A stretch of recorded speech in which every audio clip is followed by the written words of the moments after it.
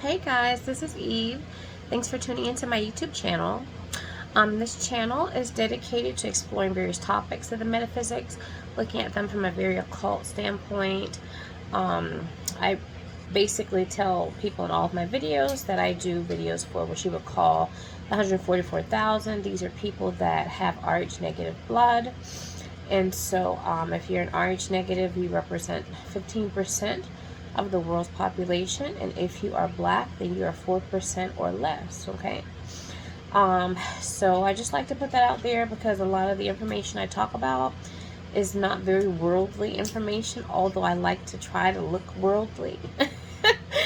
And so I think that if I kind of like freak up my look a little bit and I don't know, maybe try to appear to be a little bit more human, then people will be more receptive to what I say, right? Or whatnot. But I really am very good at quantifying information. So basic, even normal people can somewhat grasp it and understand it. Okay. So this video is going to be about past life. What they call karma or experiences or what have you as it pertains to the 144,000. Okay. And so as we're ascending and what have you, you're going to start to encounter people that are on your path that I guess what you would say, there's no rhyme or reason or rationality in terms of why those people are in your life. Let's just say that. Okay. So what am I trying to say here? I'm trying to say that when you come across people, normally you have to get to know them, right? You have to perceive them with your five senses, which you can see, taste, touch, smell, and hear, right? And so this is how human beings perceive. Okay. But as we're ascending, right, and everybody knows I'm into astrology and that type of thing, and so when you're getting closer to your Lilith placements, you're getting closer to your, outer placements, so what have you, like Neptune, Uranus, and stuff like that, planets like that, you're going to encounter people that resonate with you on a certain vibration or frequency. And it's not going to have any type of rhyme or reason. It's going to be like, oh my gosh, like, I feel like I've known this person before, or this person evokes some type of emotion, right, out of you, what have you. And you don't really know why, it's kind of like, what is it about that person that that makes me so happy or makes me so angry or makes me so anxious? And so you don't really know that person, but they evoke an emotion. And so the subconscious is where the emotions are hidden for the 144,000. And so many of us have been through lots of traumas and things like that in our life. Early on, before the subconscious was like cut off or what have you, before the age of 7. And so there's a lot of acute emotion in that.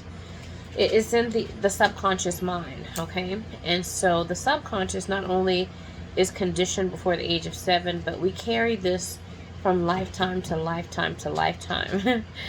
That's why, like human beings are said to, only access about 10% of their, 10% of their brain, right? And so, believe it or not, when we die, we access 100% of our brain, okay? And so, most people don't have access to their past lives, but like if you think about the Roman Catholic Church and exorcism, right?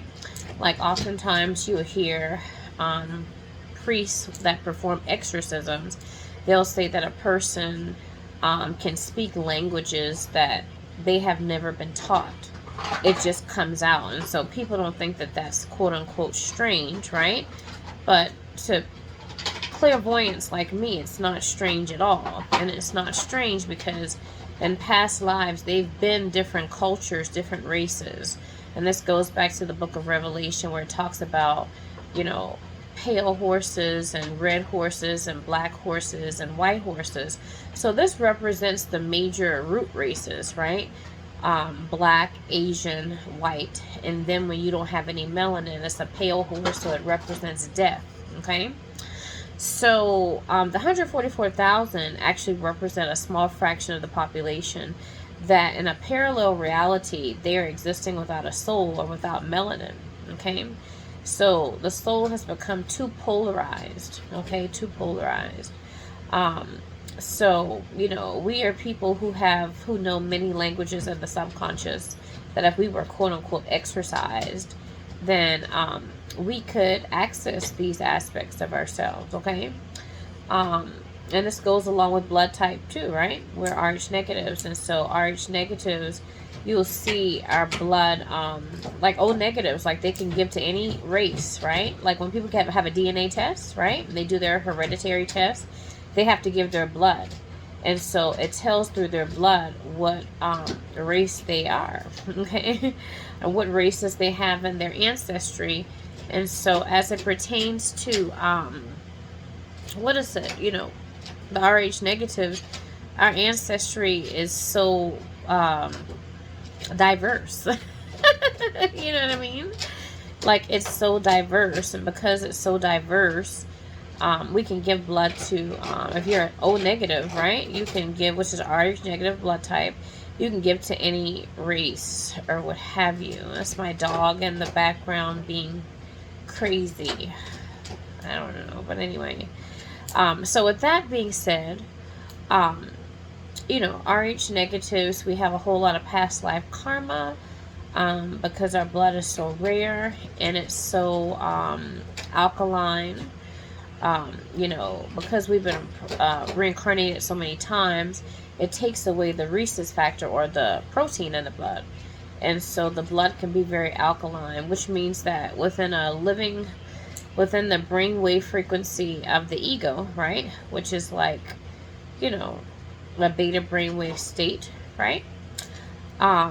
We can actually slip into these very slow brain waves in the waking state.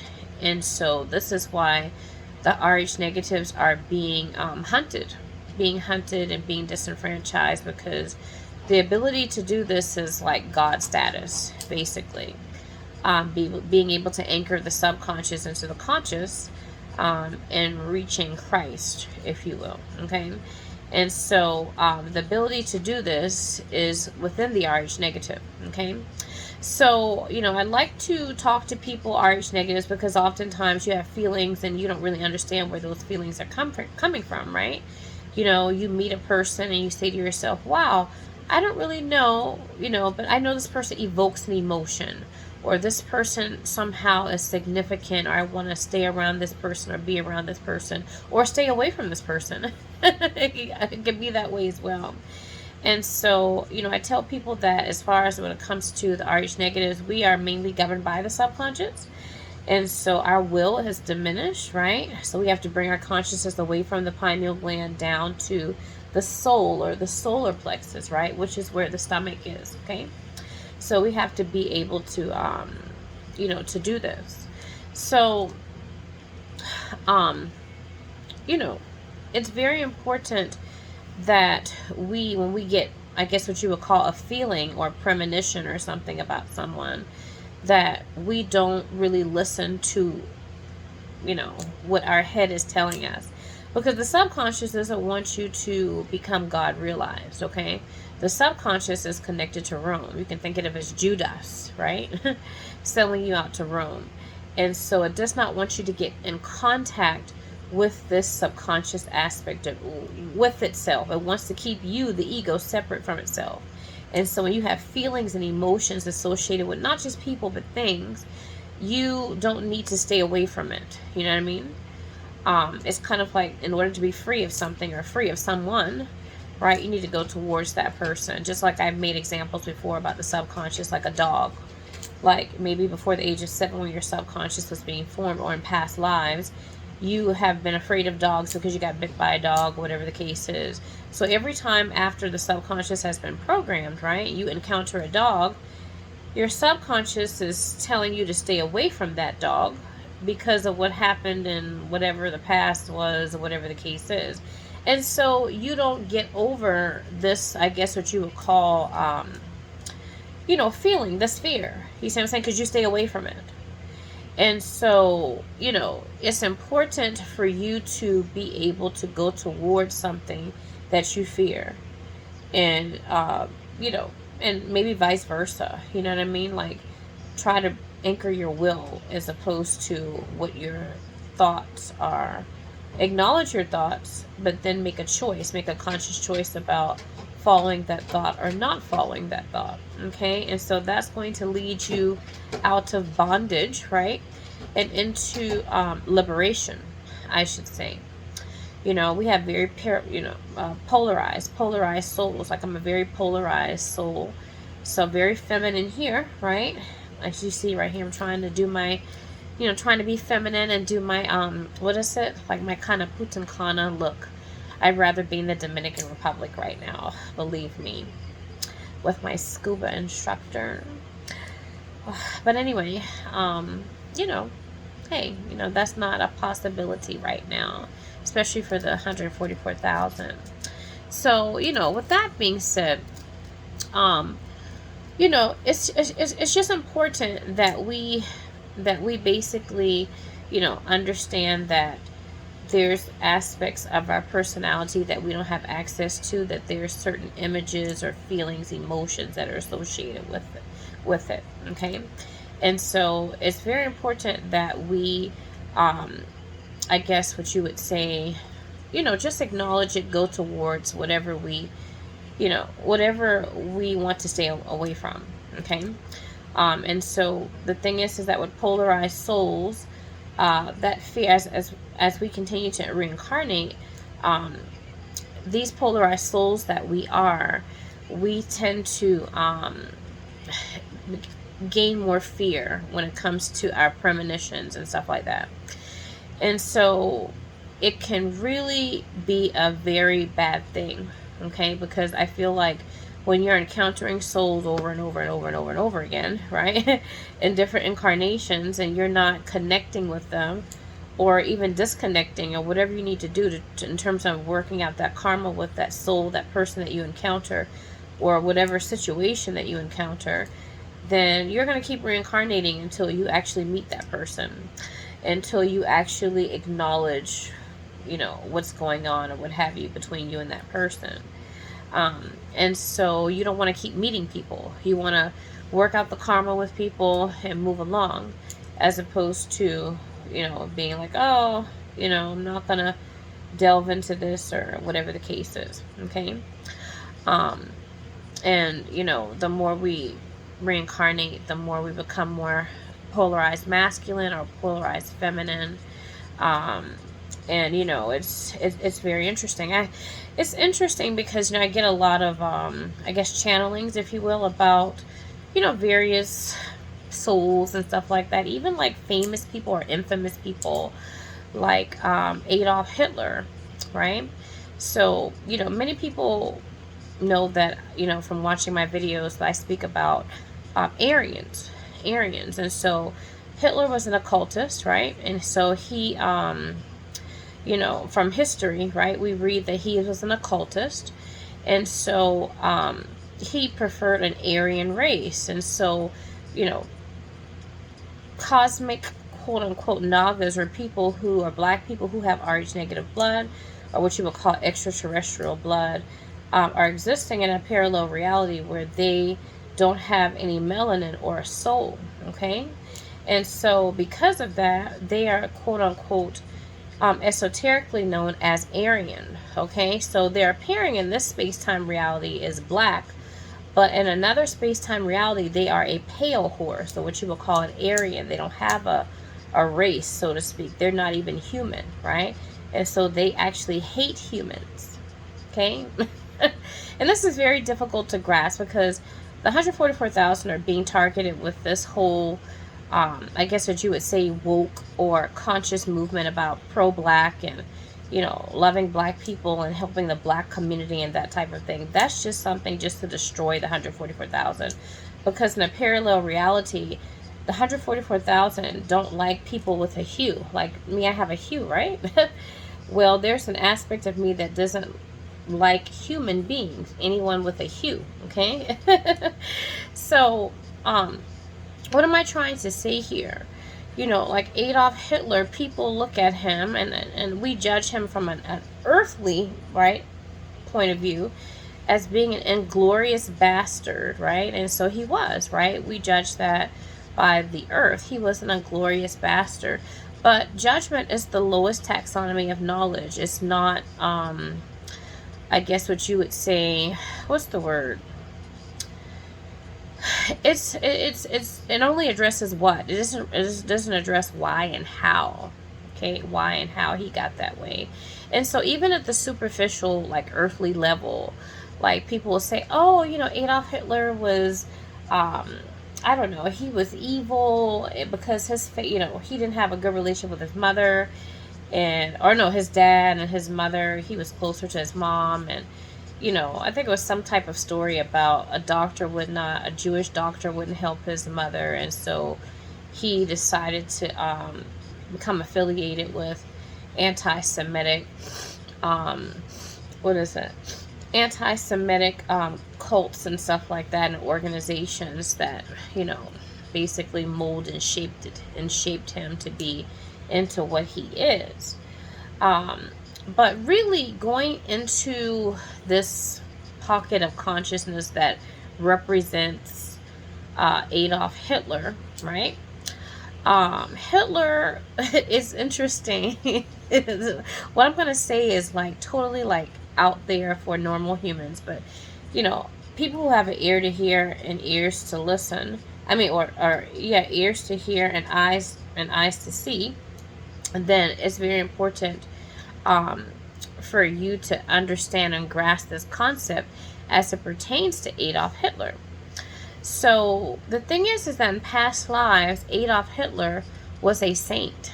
I know, right? Very interesting. He was a saint. In fact, he was a very feminine soul. He was very kind. He was very giving. He was very nurturing. He was very loving.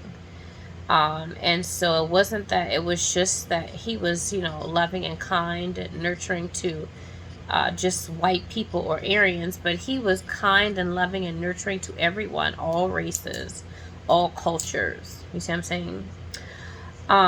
And so he just kept reincarnating feminine. I know, right?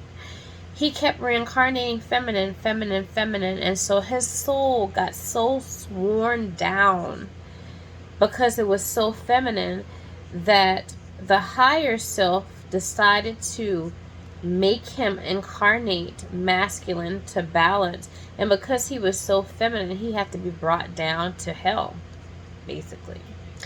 So it wasn't so much suffering that he accrued as he was walking the earth and, creating these killing machines for Jews and that type of thing, and world domination or whatever the case is.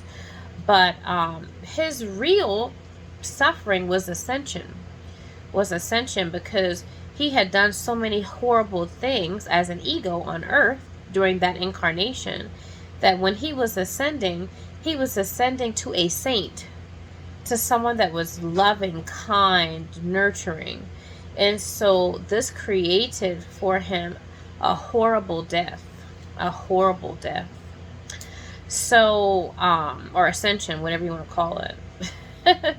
But the soul felt that it had to bring him down here to be horrible and mean and exercise the will in a very domineering way because of the fact that he was so kind and loving in other incarnations.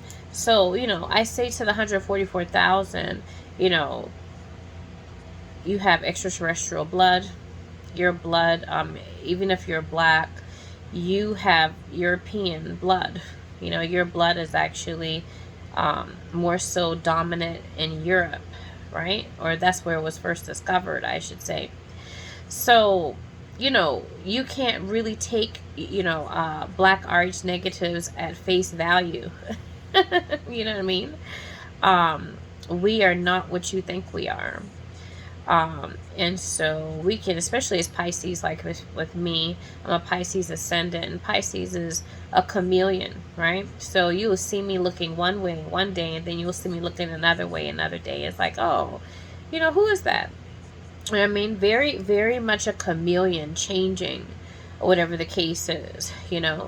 So, I say that in order for us to not become like those polarized souls where we incarnate being horrible, just despicable, rotten, or whatever, as the world judges it, then we have to actually acquire some balance, okay? And so, but if we don't, and we continue to incarnate either masculine polarized or feminine polarized, the soul will break. And so if the soul breaks, we enter into a state of what you would call perdition, okay, as the Bible calls, or damnation. And so, you would say Adolf Hitler was in a state of perdition or damnation. Like he had to come down from that feminine, loving, kind, nurturing to that masculine, evil, just disgusting, filthy person. Now, as Christ, we don't really judge either the feminine or the masculine, because we don't see one better than the other. And oftentimes the world, right, they program us to see the feminine as, I guess what you would say, pious and righteous. But in the subconscious of a polarized feminine soul, it's very evil. It's very evil. So when you see people like in, the Roman Catholic Church and nuns and, people who are very pious, people like in the church, oftentimes they, create, horrible crimes, especially sexual, like molestation and stuff like that. They molest children because of the fact that they're around children more, right, than other people, and children are very vulnerable. And on top of, that, like the solar plexus is where the sex organs are. And so they dominate their will, or they exert their will over children. And so there's a connection to the soul, or the solar plexus, right? So they are sexual deviants. So many priests in the Catholic Church are sexual deviants. Many pious and super righteous people are sexual deviants in the subconscious. And when they actually, do their ascension, or going through their ascension, right, ascending to the pineal gland, then they come to realize that they're not this pious and righteous person. But, I'm here to tell you that it's not you, the ego's choice, to be pious or righteous. Okay, so you're being governed by the higher self.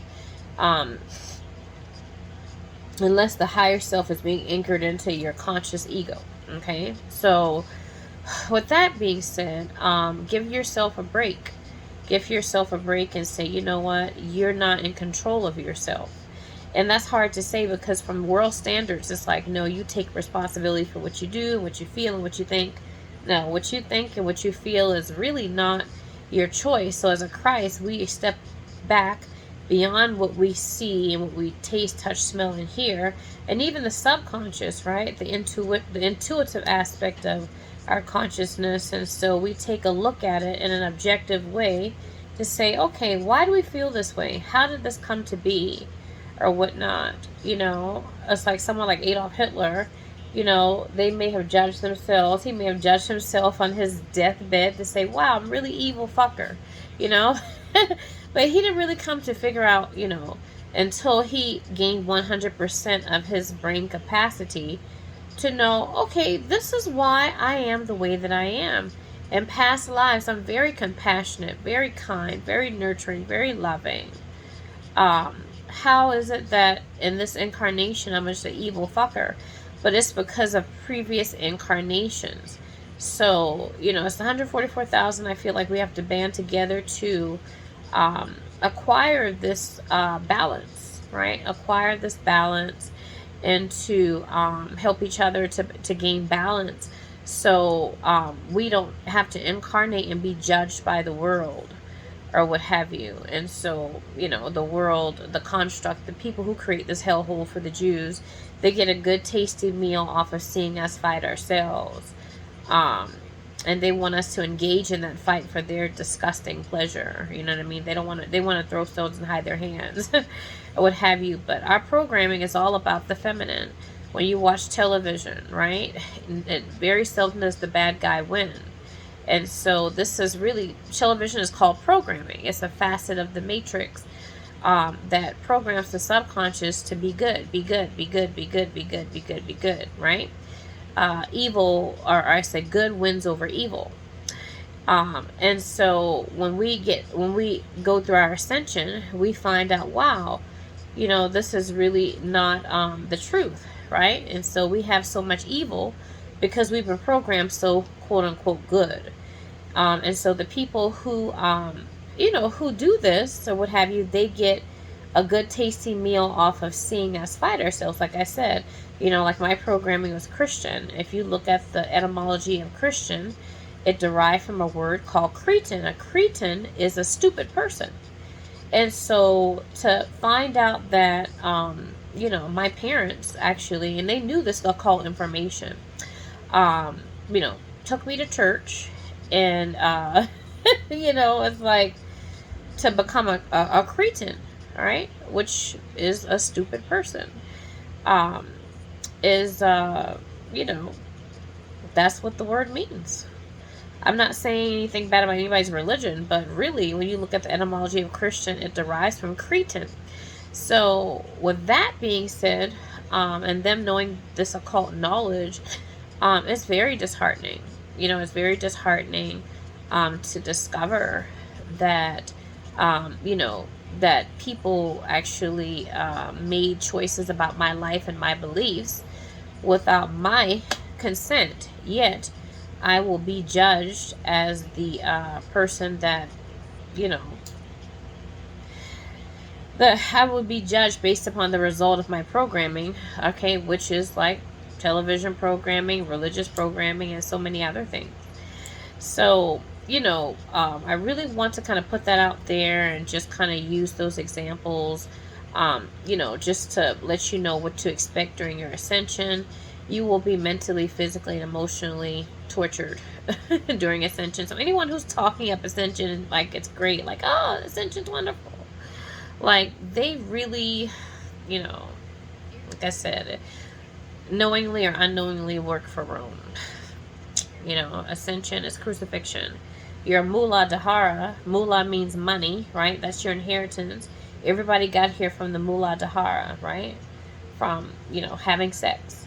And so sex represents the Mula Dahara, represents life and how life came to be. So when you're ascending, you're going to death, right? You're exiting your body. So, that's what ascension is in layman's terms. So, I think that's all I pretty much want to talk about. Past life karma and encounters that you have that don't make any rational sense. It's more in terms of an intuition and a feeling.